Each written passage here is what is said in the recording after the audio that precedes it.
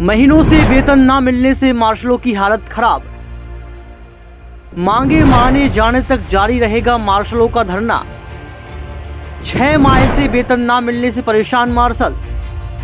लगातार केजरीवाल के घोटालों की पोल खुल रही है।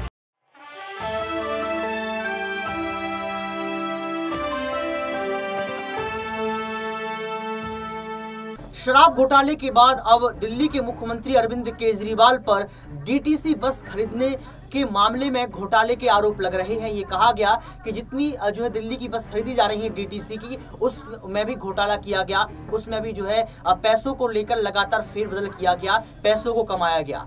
क्या अरविंद केजरीवाल अब बुरी तरीके से फंस चुके हैं? क्योंकि सवाल तो ये भी उठ रहा है कि बस में मार्शल नहीं होते हैं। सवाल तो ये भी उठ रहा है कि जो डीटीसी के ड्राइवर होते हैं वो स्टैंड पर बस को भी नहीं रोकते हैं। महिलाओं के साथ छेड़छाड़ हो रही है, बसों में चोरी हो रही है। यानी कि एक के बाद एक बड़े आरोप यहां पर दिल्ली की जनता सहित भाजपा पार्टी के नेताओं ने लगा दिया है। और ये कहा जा रहा है कि जो फ्री की राजनीति की गई, जो डीटीसी को फ्री किया गया, इसका ही ये सबसे बड़ा कारण है कि आज बसों में इस तरीके की हरकतें हो रही हैं। क्योंकि जो है दिल्ली की बसें फ्री हैं और फ्री होने के बाद लोग उसमें जो है चढ़ जाते हैं, भीड़ हो जाती है, बहुत ज्यादा धक्का मुक्की होती है और इस बीच चोरी हो जाती है और इस बीच जो है आपने देखा किस तरीके से महिलाओं के साथ छेड़छाड़ भी हो जाती है। और ये मुद्दा इतना गर्म हो चुका है कि इस पर लगातार अब जो है कवरेज की जा रही है और इस मुद्दे पर ही जो है अरविंद केजरीवाल को घेरा जा रहा है। एक रिपोर्ट भी सामने आई है न्यूज रूम से, उस रिपोर्ट को आपको बताएंगे कि आखिर हो क्या रहा है। रिपोर्ट में साफ तौर पर यह कहा गया कि दिल्ली के कथित शराब घोटाले के अलावा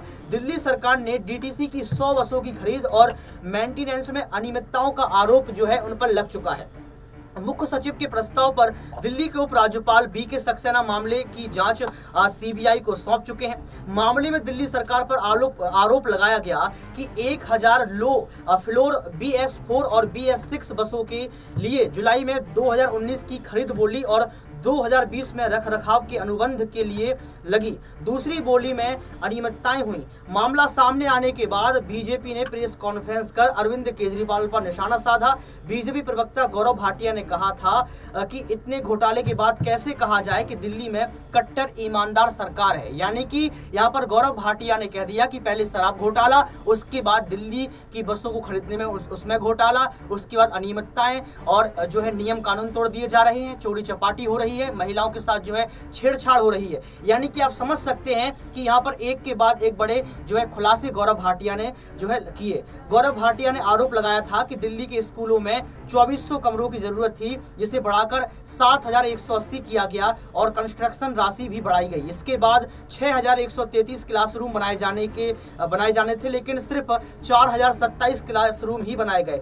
इसी तरह शौचालयों की जरूरत भी बताई गई थी, लेकिन अभी तक कुछ ऐसा उन्होंने बनाया नहीं। तो आप समझ सकते हैं कि यहाँ पर गौरव भाटिया ने जो है जितनी भी रणनीतियां, जितनी भी नीतियां, जितनी भी दिल्ली मॉडल यहाँ पर अरविंद केजरीवाल ने बनाया है, उस दिल्ली मॉडल का पर्दाफाश कर दिया। यानी कि डीटीसी का, शिक्षा का, दीक्षा का, भिक्षा का, सब कुछ फ्री की रेवड़ी का, शराब घोटाले का। तो क्या अब दिल्ली के अरविंद केजरीवाल जो मुख्यमंत्री हैं उनका भविष्य खत्म हो जाएगा या फिर अरविंद केजरीवाल भी अब झोला उठाकर अपने घर को निकल लेंगे? नमस्कार, आपके साथ मैं हूं ऋतिक सविता। स्वागत है आपका नेक्स्ट 9 न्यूज पॉलिटिकल बाइट में। सिराज हमारे साथ मौजूद है, सहयोगी। सिराज, आपका बहुत बहुत स्वागत है। सिराज, यहाँ पर अब जो है दिल्ली की डीटीसी बसों पर आरोप लगा दिया गया, अरविंद केजरीवाल पर आरोप लगा दिया गया कि यहाँ पर जो बसें खरीदी गई वो कहीं ना कहीं उसमें भी घोटाला किया गया। और जो मार्शल होते हैं डीटीसी, वो किस लिए हैं? मार्शल होते ही नहीं है, मार्शल गायब होते हैं और महिलाओं के साथ छेड़छाड़ हो रही है। इसको आप कैसे देखते हैं? इसमें हकीकत और सच्चाई आपको नजर आती है या फिर भाजपा पार्टी पर फिर आप आरोप जड़ेंगे? जी देखिए, आरोप प्रत्यारोप जो है वो चुनाव में लगते रहते हैं, लेकिन जो है कहीं ना कहीं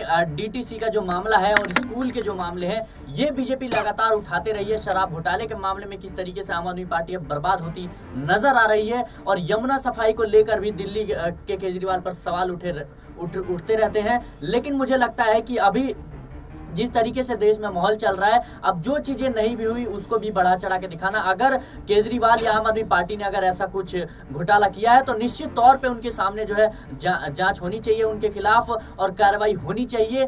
लेकिन रही बात डीटीसी बसों की, तो जिस तरीके से सुधार तो जरूर आया है केजरीवाल के आने से। आप क्या सुधार आया है? यहाँ पर ये कहा जा रहा है कि जो डीटीसी बस में मार्शल होते हैं उनको 10 महीने से तनख्वाह नहीं मिली है, वेतन नहीं मिली है, यही कारण है कि वो बसों में नहीं पहुंच रहे हैं। आप क्या सुधार आया? क्या सुधार आपको आपको दिखता है, भीड़ होती जाती है, यहाँ पर महिलाओं के साथ छेड़छाड़ हो जाती है। तो आप बताइए सुधार आपको क्या नजर आता है सिराज? जी देखिए मार्शल जो है ये सवाल कहीं ना कहीं अब गंभीर होता जा रहा है, क्योंकि महिलाओं के लिए जिस तरीके से बस जो है फ्री मुफ्त किए गए, ऐसे में जो है काफ़ी ज़्यादा तादाद में महिलाएं जो है वो सफ़र करती हैं। खासतौर पे जो गरीब और मिडिल क्लास महिलाएं होती हैं वो कहीं ना कहीं बस का फायदा उठाती हैं। लेकिन अब जिस तरीके से दिल्ली का इतिहास रहा है कि कहीं ना कहीं अब जेब कतरे या चोरी चमारी जो है लगातार बढ़ते नजर आ रहे हैं, और मार्शल जो है वहाँ पे खासकर जो होमगार्ड होते हैं वो अब उनकी उपस्थिति भी देखी जाती है बस में। लेकिन अब कहीं ना कहीं अब इसमें जो है रह जाते होंगे, और थोड़ा जो गड़बड़ है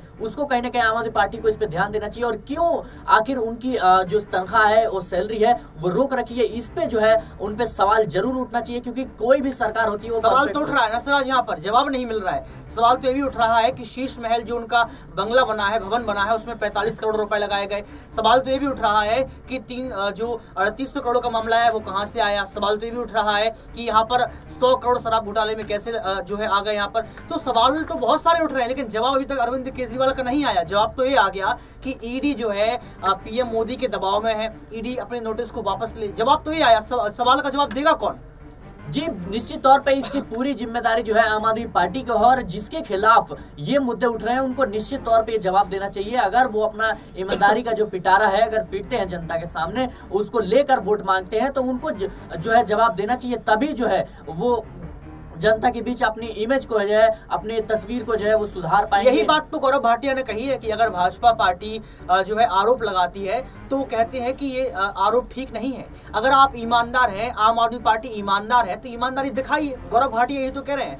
यहाँ पर बेटी बचाओ बेटी पढ़ाओ का नारा पीएम नरेंद्र मोदी देते हैं तो कहते हैं कि यहाँ पर बेटी बच नहीं रही है, बेटी पढ़ नहीं रही है। लेकिन जब महिलाओं के साथ, बेटियों के साथ डीटीसी की बसों में अत्याचार हो जाता है, छेड़छाड़ हो जाती है, तो यहाँ पर चुप्पी साध लेते हैं आपके केजरीवाल। आपको लगता नहीं है कि केजरीवाल अब जो है कहीं ना कहीं जो दोहरा रवैया है जनता के साथ धोखेबाजी कर रहे हैं? जी अगर दुनिया में कहीं भी अगर महिलाओं के साथ या किसी भी इंसान के साथ अगर दुर्व्यवहार होता है, निश्चित तौर पे उस पर कार्रवाई होनी चाहिए और उसकी जवाबदेही बनती है। लेकिन मुझे लगता है कि जिस तरीके से हमने अभी राजनीति देखी, बीजेपी को ये हक नहीं है कि वो महिला के मुद्दे पर सवाल उठाए। क्योंकि हक क्यों नहीं है? क्योंकि बेटी बचाओ बेटी पढ़ाओ का नारा तो बीजेपी ने दिया, महिला सुरक्षा की बात बीजेपी करते हैं। अमित शाह ने तो ये कहा था कि यूपी में रात को 12 बजे कोई लड़की स्कूटी से निकल जाए तब भी सुरक्षित है।